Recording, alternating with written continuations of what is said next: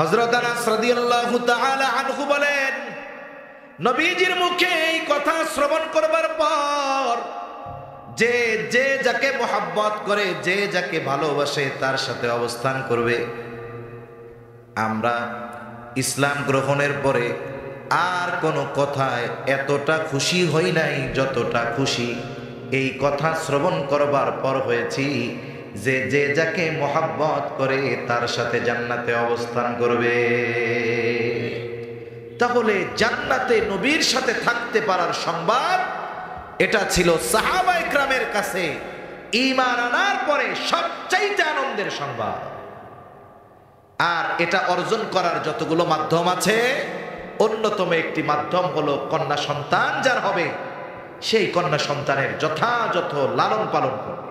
তাহলে চিন্তা করুন, কন্যা সন্তান লালন পালনের মাধ্যমে জান্নাতে যাওয়া যায়, জাহান্নাম থেকে বাঁচা যায়, নবীর সাথে জান্নাতে গিয়ে থাকা যায়।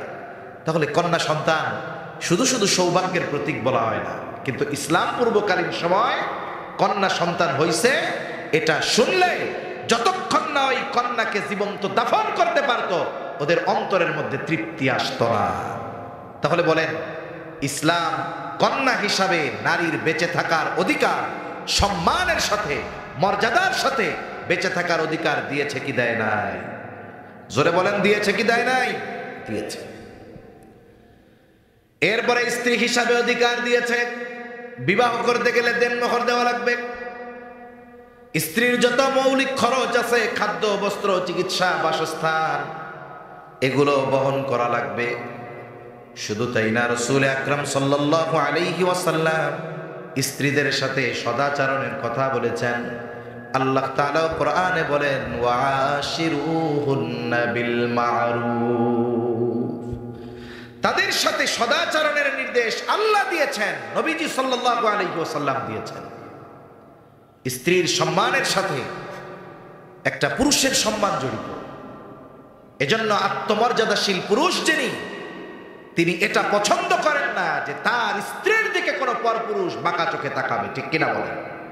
কিন্তু জাহেলিয়াতের সময় স্ত্রীকে দিয়ে আসতো পরপুরুষের কাছে একটা সুঠামদেহী সন্তানের আশায়, নাউজুবিল্লাহ বলেন। তাহলে ইসলাম স্ত্রী হিসাবে তার মর্যাদা দিয়েছে। এরপরে ইসলাম কন্যা মা হিসাবে তার মর্যাদা দিয়েছে। রাসূলুল্লাহ সাল্লাল্লাহু আলাইহি ওয়াসাল্লামের কাছে একজন এসে জিজ্ঞাসা করতেছে, ইয়া রাসূলুল্লাহ সাল্লাল্লাহু আলাইহি ওয়াসাল্লাম, আমার নিকটে কে বেশি হক প্রাপ্য, অথবা আমার কাছে সদাচরণের দিক দিয়ে কে বেশি হকদার? নবীজি সাল্লাল্লাহু আলাইহি ওয়াসাল্লাম বললেন, তোমার মা। সে আবার জিজ্ঞাসা করে, সুম্মা মান? এরপরে কে? নবীজি বললেন, উম্মুক, তোমার মা। আবার জিজ্ঞাসা করলো, সুম্মা মান? তারপরে কে? নবীজি বললেন, উম্মুকা, তোমার মা। চতুর্থবারে যখন জিজ্ঞাসা করলো, সুম্মা মান? তারপরে কে? নবীজি বললেন, তোমার পিতা আর অন্যান্য যারা আছে তারা। তাহলে সন্তানের ক্ষেত্রে মা গোটা সদাচরণের 4 ভাগের 3 ভাগ এটা মায়ের জন্য আল্লাহ দিয়েছে। কোরআনুল কারীমে সন্তানকে মায়ের সাথে সদাচরণের নির্দেশ আল্লাহ দিয়েছেন, মা বাবা উভয়ের সাথে দিয়েছেন, তবে আলাদাভাবে মায়ের কথা আল্লাহ উল্লেখ করেছেন। আল্লাহ তাআলা কোরআনুল কারীমের মধ্যে বলেন, ওয়াসাইনাল ইনসানা বিওয়ালিদাইহি ইহসানা হামালাতুহু উম্মুহু ওয়াহনান আলা ওয়াহনি ওয়া ফিসালুহু ফি আমাইনি আনিশকুর লি ওয়া লিওয়ালিদাইক। আল্লাহ রাব্বুল আলামিন বলেন, তোমরা তোমাদের পিতামাতার সাথে সদাচরণ করো। সদাচরণের কথা পিতামাতা উভয়ের সাথে করার নির্দেশ আল্লাহ তাআলা দেবার পর আল্লাহ তাআলা বলেন, হামালাতহু উম্মুহু ওয়াহনান আলা ওয়াহন। মায়ের কথা স্পেশাল ভাবে আল্লাহ তাআলা উল্লেখ করে বলেন, তোমার মা তোমাকে কষ্টের উপরে কষ্ট করে গর্ভে ধারণ করেছে। অফিসালুহু ফি আমাইনি আনিশকুর লি ওয়া লিওয়ালিদাইক। 2 বছর পর্যন্ত তোমারে দুধ পান করাইছে।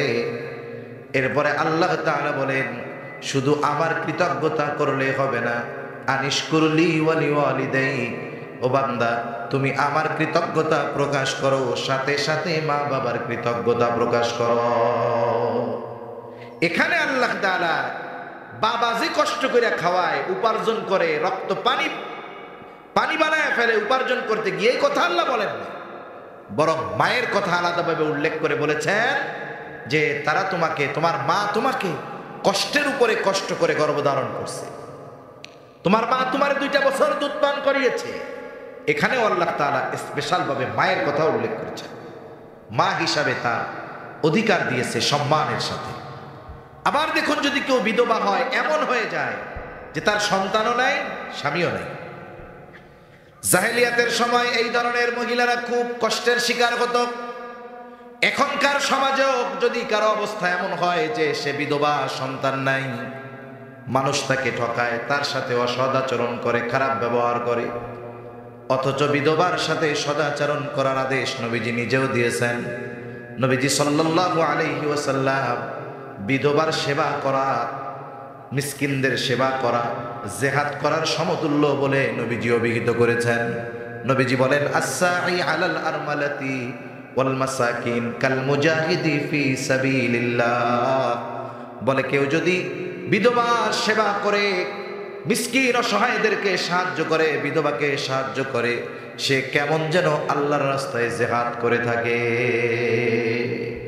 তাহলে নারী যেই পরিচয় সমাজে থাকুক না কেন, ইসলাম তাকে সম্মান, মর্যাদা, সম্পদের অধিকার দিয়েছে, ঠিক কিনা বলে?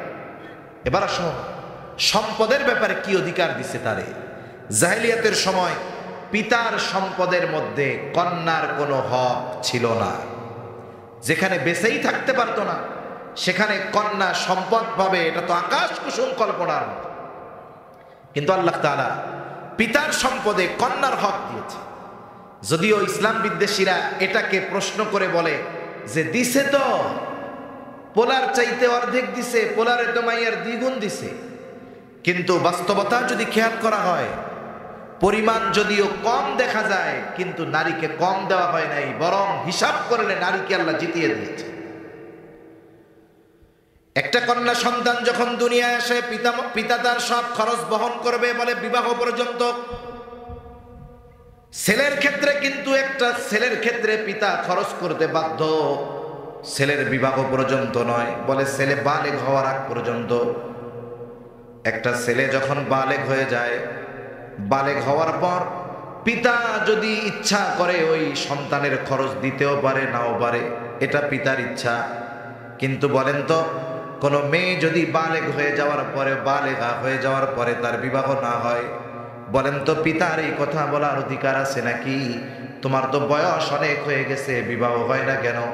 এখন তোমারে আর আমি খরচ দিতে পারবো না, তুমি আমারে ইনকাম করে খাওয়াও। এই কথা মেয়েকে বলার অধিকার পিতার আছে নাকি?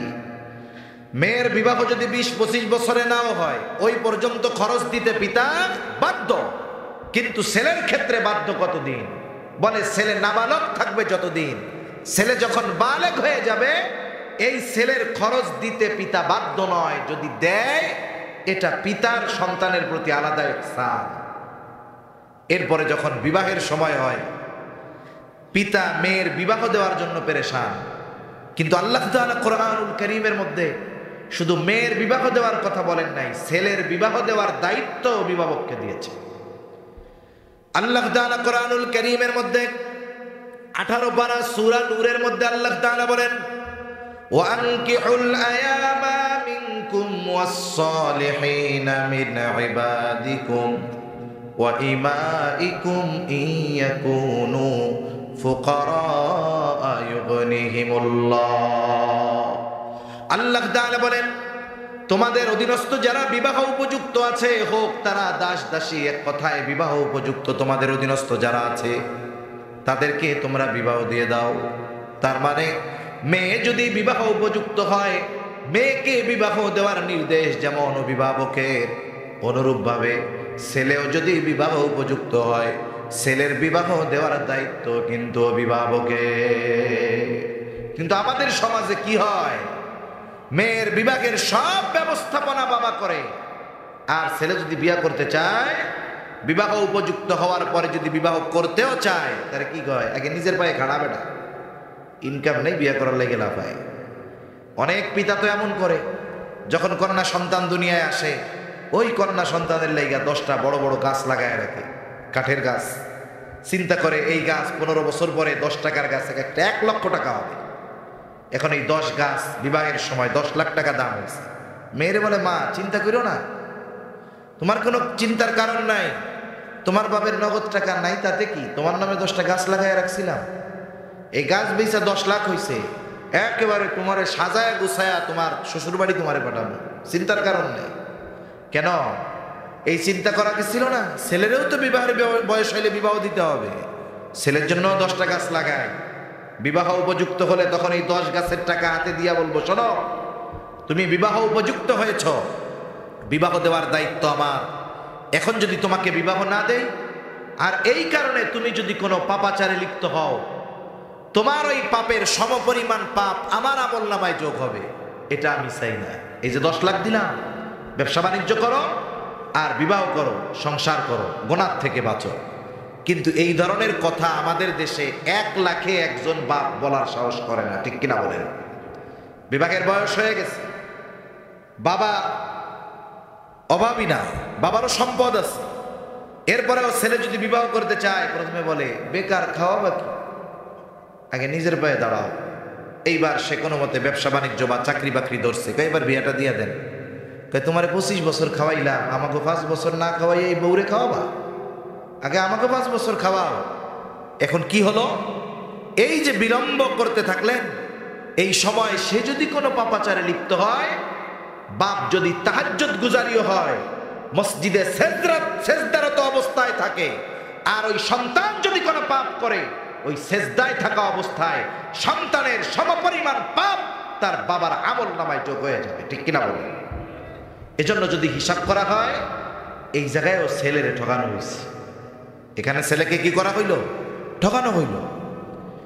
এরপরে মেয়েটার বিবাহ দেওয়া হবে, বলে বিবাহ যিনি করবেন অবশ্যই তাকে দেনমোহর দিতে হবে। এই দেনমোহরের হক কন্যার। অনেক বাবা আছে মোটা অঙ্কের দেনমোহর ধরে, সেটা আবার নিজের কাছে রেখে দেয়, এই অধিকার নাই, বলে দেনমোহরের টাকার মালিক হলো ওই কন্যা। আবার অনেক জায়গায় আছে, অনেকে চিন্তা করে দেনমোহর 10 লাখ দিলাম, অসুবিধা কি, 15 লাখ আমি যৌতুক উঠায় নিব, আছে না নাই, মোটরসাইকেল দেওয়া লাগবো, ঘর সাজায় দেওয়া লাগবো। এই যে যৌতুক, এর চাইতে গু খাওয়া ভালো। যৌতুক ভালো না পায়খানা ভালো? জোরে বলেন, আরে জোরে বলেন না, নাকি লেনদেন হয় আপনাদের এদিকে এই জন্য আপনারা কইতেছেন না? আরে পায়খানা খাইলে শুধু পায়খানা খাওয়ার গুনাহ হবে, আর যৌতুক এটা জোর করে নেওয়ার মাধ্যমে বান্দার হক নষ্ট করা হবে, জুলুম করা হবে। এজন্য শুয়ারের গোশত ভালো যৌতুকের চাইতে। আল্লাহ এই যৌতুক নামক অভিশাপ থেকে আমাদের হেফাজত করুক, বলি আমি। এই চিন্তা রাখা যাবে না। তাহলে মেয়ে বিবাহের সময় স্বামীর কাছ থেকে পাবে দেনমোহর, সাথে সাথে ওই স্বামী তার জীবনে যত মৌলিক প্রয়োজন আছে সব খরচ বহনের দায়িত্ব যাবে স্বামীর কাঁধে। এরপরে আল্লাহ তাআলা তারে সন্তান দিল, স্বামী মারা গেছে, বলে এখন সন্তান আছে। আল্লাহ তাআলা স্পেশাল ভাবে আয়াত নাজিল করে দিয়েছেন, সন্তানেরা মায়ের সব খরচ বহন করবে। এখন আসেন, যখন নারীর পরিচয় কন্যা, তখন তার সব খরচ বহন করবে তার বাবা। যখন নারীর পরিচয় স্ত্রী, বলে সব খরচ বহন করবে তার স্বামী। যখন নারীর পরিচয় মা, স্বামীও নাই, বলে সব খরচ বহন করবে তার সন্তান। গোটা হায়াতে ইসলাম নারীর উপরে কোনো জায়গায় খরচ করা বাধ্যতামূলক করে নাই। পিতা সন্তানের জন্য খরচ করবে, পিতা খরচ করতে বাধ্য, কিন্তু মা খরচ করতে বাধ্য এরকম কোনো খাত নাই। এজন্য গোটা হায়াতে বলেন নারীর জন্য কোনো খরচ করা বাধ্যতামূলক ইসলাম এমন কোনো খাত আছে কি যেখানে বাধ্য করছে নারীকে খরচ করতে? না। কিন্তু পুরুষের পরিচয় দেখেন, পুরুষ প্রথম থেকে কারো সন্তান, যখন সে প্রাপ্তবয়স্ক হয় তার খরচ শুরু হয় তার পিতা মাতা, যদি ছোট ভাই বোন থাকে তাদের পেছনে খরচ, মা বাবা অসুস্থ হলে খরচ, তারপরে সে বিবাহ করবে, এটাও তার খরচ। আল্লাহ সন্তান দিছে বলে এখানেও তার খরচ। তার মানে গোটা হায়াতে যতদিন পুরুষ বেঁচে থাকে পুরুষের খরচের কোনো শেষ নাই, আর নারীর খরচের কোনো খাত নাই। অথচ দেখুন আল্লাহ তাআলা পিতার সম্পদের মধ্যে নারীর হক রাখছে, আছে না? স্বামীর সম্পদে নারীর একটা অংশ আছে না নাই? যদি অনাকাঙ্ক্ষিতভাবে এমন ঘটনা ঘটে যে সন্তান মারা গেছে মায়ের সামনে, এই সন্তানের সম্পদেরও একটা অংশ মায়ের জন্য আছে না নাই? তাহলে গোটা হায়াতে নারীর কোনো খরচ নাই, কিন্তু আল্লাহ তাআলা নারীর জন্য সম্পদের অংশ রাখছেন। এখন যদিও দেখা যায় পুরুষের দ্বিগুণ, নারীর দ্বিগুণ, আর পুরুষের অর্ধেক নারীর খরচ নারীর জন্য দেওয়া হয়েছে। কিন্তু যদি এমনটা হয়, যদি খরচ নারীর ক্ষেত্রে যদি সমান সমান হইতো, যে একই জায়গায় নারীও খরচ করবে পুরুষও খরচ করবে, এমনটা কখনো হয় না। শহরের মধ্যে অনেক জায়গায় নারীরা চাকরি বাকরি করে, একই বাসায় স্বামী স্ত্রী দুইজনেই চাকরি করে। এখন সন্তান লালন পালনের জন্য আলাদা খরচ আছে। এখন স্বামী যদি বলে তুমি তো সন্তান লালন পালন করো না, তাইলে এই যে এক্সট্রা সন্তান লালন পালনের খরচটা তোমার বেতনের টাকা থেকে দিয়ে দাও। কোনো নারী তার নিজের বেতনের টাকা থেকে সংসারে খরচ করতে চায় না, সব খরচ পুরুষ করবে। আবার যদি খরচ করতে বলে তখন নারী কি বলে, এটা আমি কষ্ট করে উপার্জন করেছি, এটা আমার, আমি কাউরে মন চাইলে দিব নাইলে দিব না। কেন? আপনি সমান অধিকারের কথা বলেন না, তাহলে দেন মোহর বাদ দেন, সংসারের খরচ সমান সমান করেন, কথার কথা। এক্ষেত্রে রাজি হবেন না। এজন্য যদি বাস্তবিক অর্থে যুক্তির আলোকে এ কথাগুলো উপস্থাপন করা হয়, আর যদি সম্পদের বন্টন সমান সমান করা হয়, কথার কথা, আল্লাহ যেটার ফয়সালা দিয়েছেন ওটার উপরে নড়াচড়া করার ক্ষমতা কারো নাই, যদি করাই হয় তাহলে দেখবেন নারী এইখানে ঠকে যাবে, ঠিক কিনা বলে? কিন্তু ইসলাম মূলত নারীকে জিতিয়ে দিয়েছে। এরা আসলে বুঝে না, অনুধাবন করে না যে ইসলাম মূলত নারীকে ঠকায় নাই। আর এই নারীবাদীগুলো বলতেছে যে ইসলামী আইন নাকি নারীদেরকে ঠকিয়েছে, ইসলামী আইনের মধ্যে নাকি বৈষম্য রয়েছে, এই জন্য এই আইনগুলো পরিবর্তন করে সমান অধিকার প্রতিষ্ঠা করা দরকার। নাউজুবিল্লাহ বলে। শুধু তাই না, আরো যেসব প্রস্তাবনা আছে মুখে বলতেও ঘৃণা লাগে। আমাদের দেশে হাজারো নারী আছে অন্যায় পথে চলে গেছে। মানুষ অন্যায় পথে শুধু যে আনন্দের সাথে যায় তা না, অনেক সময় অভাবের কারণে মানুষ পাপের দিকে পা বাড়ায়। এ বাংলাদেশে অনেক নারী আছে পতিতাবৃত্তি করে নিজের খরচ চালায়, এটা খুব জঘন্য কাজ। অথচ দেখুন উচিত কি ছিল, যেই নারীরা অভাবের কারণে এই পাপের পথে পা বাড়ালো, গভর্নমেন্টের কাছে আবেদন করা দরকার ছিল যে এদের যেন সম্মানজনক কর্মের ব্যবস্থা করা হয়, এরা যেন বৈধ পন্থায় উপার্জন করে নিজেদের প্রয়োজন মেটাতে পারে। এই ব্যাপারগুলোর দিকে না গিয়ে কি বলা হলো, বলে এই পতিতাবৃত্তির সাথে যারা লিপ্ত আছে, জড়িত আছে, এদের এই কর্মকে বৈধতা দিয়ে শ্রমিকের মর্যাদা দিতে হবে। নাউজুবিল্লাহ বলেন। তার মানে একটা অবৈধ কাজকে, হারাম কাজকে রাষ্ট্রীয়ভাবে বৈধতা দিতে হবে। তার মানে একজন নারী চলতে পারতেছে না, সে ওইটা কাজ করবে, এটাকে পাপ মনে করা যাবে না, এটাকে শ্রম মনে করতে হবে। নাউজুবিল্লাহ বলেন। এর দ্বারা কি হলো জানেন? গোটা নারী জাতিকে সর্বোচ্চ লাঞ্ছিত, অপমানিত করা হলো, ঠিক কিনা বলে? উচিত তো ছিল এদেশের ধর্মপ্রাণ নারীদের, হিন্দু হোক আর মুসলমান হোক, ওই নারীবাদীগুলোর গিয়ে ওর গলা টিপে ধরা, যে তুই কোন ধরনের কথা বলিস এগুলা। নারীর সম্মান ইসলাম বাড়াতে চায়, আর নারীকে এরা একেবারে ধূলিসাৎ করে দিতে চায়, সম্মানকে বিনষ্ট করে দিতে চায়। এজন্য ভাইয়েরা আমার, আমাদের সমাজেও অনেকে বুঝে না, এরা মনে করে ইসলাম নারীদেরকে ঠকিয়েছে। আল্লাহর কসম, ইসলাম নারীদেরকে ঠকায় নাই। ইসলাম নারীদেরকে সর্বদিক দিয়ে সম্মানিত করেছে, সম্পদের দিক দিয়েও ঠকায় নাই, নিরাপত্তার দিক দিয়েও ঠকায় নাই, মর্যাদার দিক দিয়েও ঠকায় নাই। সব জায়গায় নারীর মর্যাদাকে ইসলাম সমুন্নত করেছে।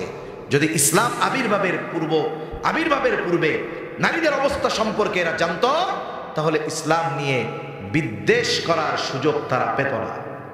যারা নারীবাদীরা যাদের কথায় লাফায়, ইউরোপ, আমেরিকা, এদের দেশে গিয়ে খোঁজ নিয়ে দেখেন, আমেরিকার ইতিহাসে আজ পর্যন্ত একটা নারী প্রধানমন্ত্রী হইতে পারে না, প্রেসিডেন্ট হইতে পারে না, কোনোদিন হবেও না। মনে রাখেন, এরা অন্যদের উপরে চাপিয়ে দিতে চায়, কিন্তু নিজেরা এটা মানতে চায় না।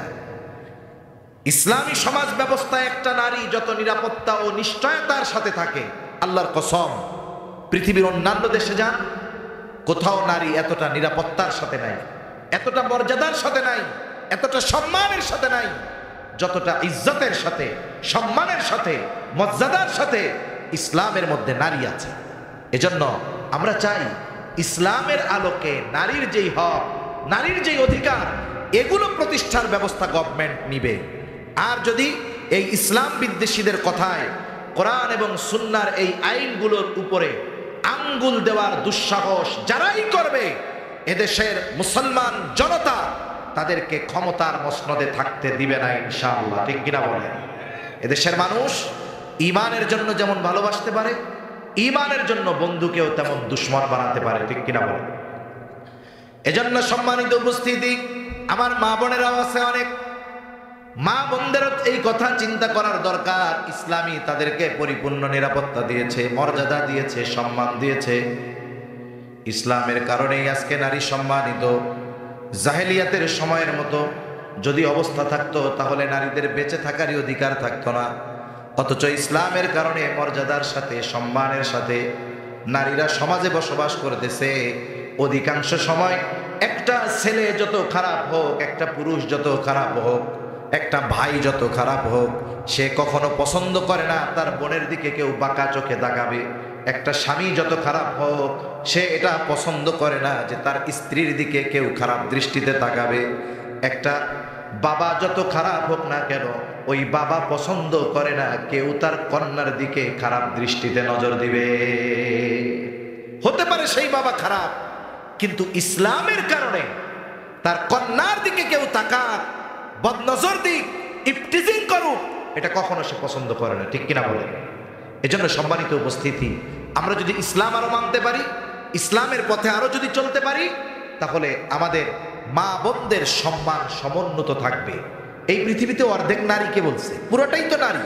কেন বলে অর্ধেক নারী আর বাকি অর্ধেক পুরুষ? তাদের যারা জন্ম দিয়েছে তারাও তো নারী। ঠিক কিনা বলে? এজন্য ইসলাম নারীকে সর্বোচ্চ মর্যাদা দিয়েছে।